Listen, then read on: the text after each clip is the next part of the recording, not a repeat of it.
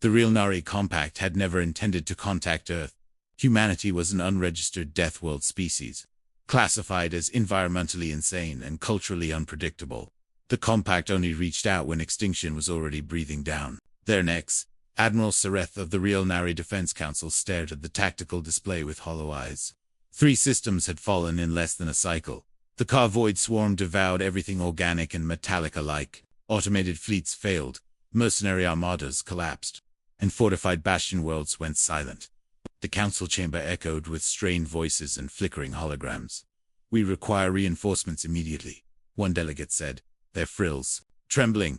"Any species with combat-rated capability." Another added, desperation overriding pride. That was when the ancient archivist drone spoke, its voice crackling with old data. "There is one species," it said, "classified as Deathworld origin, Sol system, designation humans." The chamber erupted. "Those lunatics. They fight predators for sport. They live under crushing gravity and volatile weather. They weaponize nuclear fire before achieving interstellar peace." Admiral Sareth closed her eyes, then nodded. "Send the request," she said quietly. "At this point, legends are preferable to extinction." The message was encoded, sanitized, and transmitted across the void. It was short, formal, and carried the weight of a dying alliance. "We request immediate military assistance. Any available forces. Situation critical." The council did not expect an answer so fast. Less than 1 standard hour later, the return signal arrived. The screen lit up with a single line. "Request received. Reinforcements en route." There was no fleet count, no tactical breakdown, no diplomatic preamble, just that single sentence. Several delegates exhaled in relief, others in fear. "What have we done?" someone whispered. The first human ships did not emerge from hyperspace like civilized vessels. They tore into reality like thrown blades, engines screaming, hulls scarred, and mismatched. Compact sensors struggled to classify them. These were not uniform fleets. They were collections of warships bearing different markings, sizes, and weapon philosophies. Admiral Sareth watched as the identification tags resolved. Names flooded. The display: Gravebound, Iron Howl, Last Oath, Kindness of Strangers, Old Debt. These are legends. The archivist drone whispered. Privateer clans, planetary defense relics. Retired war fleets reactivated by volunteer crews. Then the human command signal cut through all channels. A calm voice, tired but steady, filled the chamber. "This is General Marakeen of Earth Combined Response. We received your call. We do not abandon people facing extinction." Sareth leaned forward, stunned. "You came with so few ships," she said carefully. Keen chuckled softly. "Admiral, we did not bring an army. We brought experience." As if summoned by her words, long-range sensors screamed warnings. The Carvoid swarm poured into the system like a living storm. Billions of shard-like organisms fused into ships and weapons, blotting out starlight. The compact fleet faltered, defensive lines trembling. Then the humans moved. Human ships did not form neat formations. They scattered, accelerated, and plunged straight into the enemy mass. Nuclear detonations bloomed like artificial suns. Kinetic slugs punched holes through swarm clusters. Boarding pods launched into living hulls. Sareth watched in horror and awe as one human ship deliberately rammed a swarm carrier, detonating its core at point-blank range. The pilot's final transmission echoed across open channels. "For Earth, for everyone else." The swarm recoiled, confused by an enemy that did not retreat. The humans pressed harder. "These are not reinforcements," Sareth whispered. "These are executioners." The battle raged for 12 standard hours. The compact fleet followed human-led. Learning by watching, human tactics were brutal and adaptive.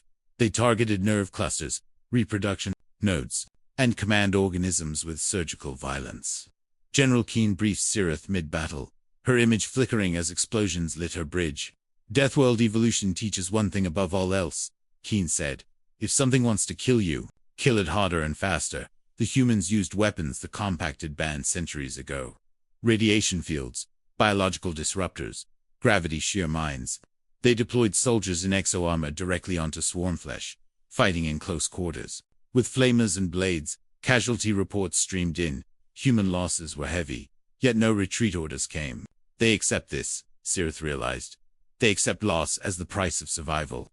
The turning point came when the humans triggered Operation Falling Sky. A plan no compact strategist would have approved.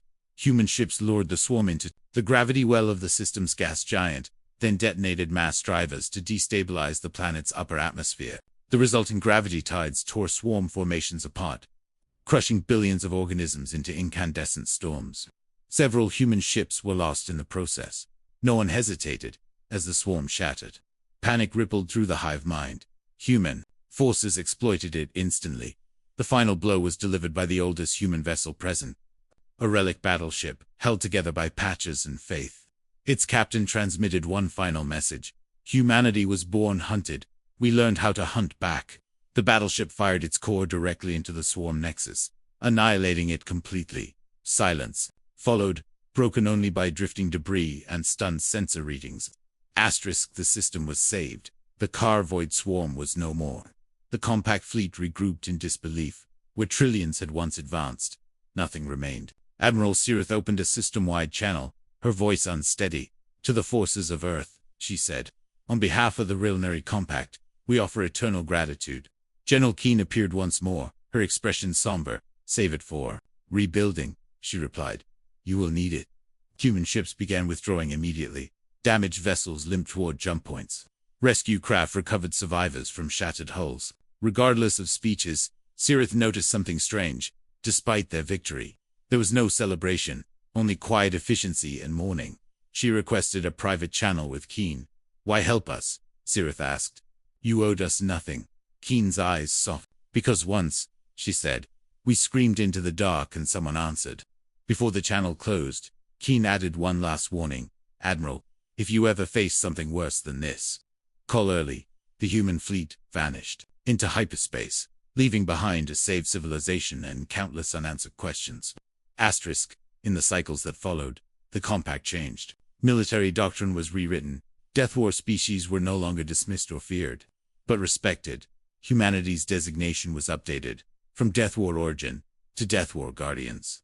Stories spread across the galaxy, of ships that charged monsters head-on, of soldiers who fought nightmares with fire and laughter, of a species that turned survival into an art form. Children of the Compact grew up hearing a new phrase, whispered with awe: if the stars grow dark, if hope begins to die, call the humans. Admiral Sirith often stood alone in the observation chamber, staring towards Sol. She knew the truth behind the legend. They had not asked for heroes. They had asked for reinforcements. What they received were Deathworld survivors who refused to let the universe take another step backward. And somewhere in the void, humanity continued to listen for the next cry for help, ready to answer once more.